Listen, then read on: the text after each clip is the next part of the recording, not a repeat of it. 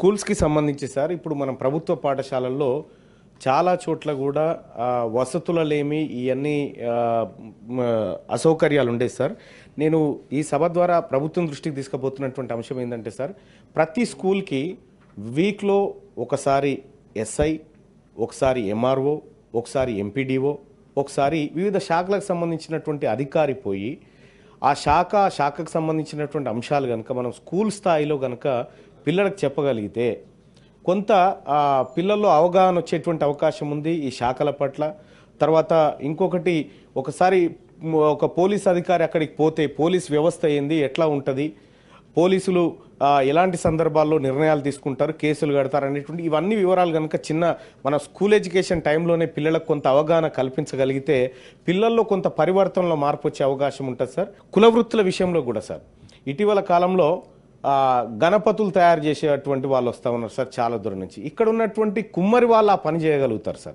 ఎవరైతే శాలివాహనులు ఉన్నారో వాళ్ళు ఆ పని చేయగలుగుతారు సార్. వాళ్ళను ప్రోత్సహించే విధంగా ఆ కార్యక్రమాలు ఉండాలి సార్. అలాగే ఇక వడ్డెరలకు సంబంధించి వాళ్లకు ఆ బండలు కొట్టుకునే మైనింగ్ విషయంలో కనుక ప్రభుత్వం ప్రోత్సాహం కల్పించగలిగితే వాళ్ళ కుల వృత్తికి సంబంధించినటువంటి అంశంలో ప్రభుత్వం తోడ్పాటు అందించినట్టు ఉంటుంది అనేది నేను ఒక సూచన సార్. ఇక రెండోది వడ్రంగి పని వాళ్ళు సార్. ఇవాళ గుజరాత్ నుంచే వడ్రంగి పని చేస్తూ ఉన్నారు సార్. కేవలం ఇక్కడ ఉన్నటువంటి వడ్రంగులు దుగాడ బట్టే కాడ వీళ్ళు ఉంటున్నారు సార్, కాంట్రాక్టులు బట్టే కాడ వాళ్ళు ఉంటా ఉన్నారు.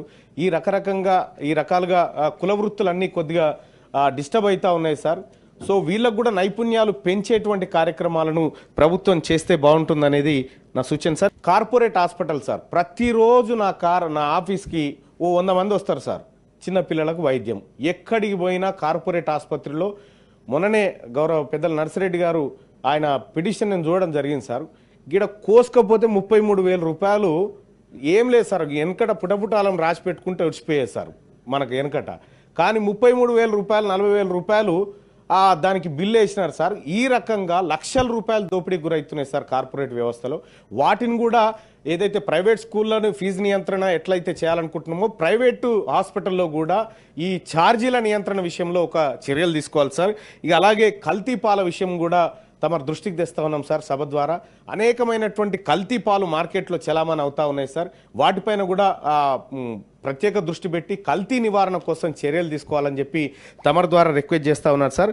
ఇక మరొకసారి అవకాశం ఇస్తే మేము ఆ పిటిషన్ల రూపంలో ఇస్తాం సార్.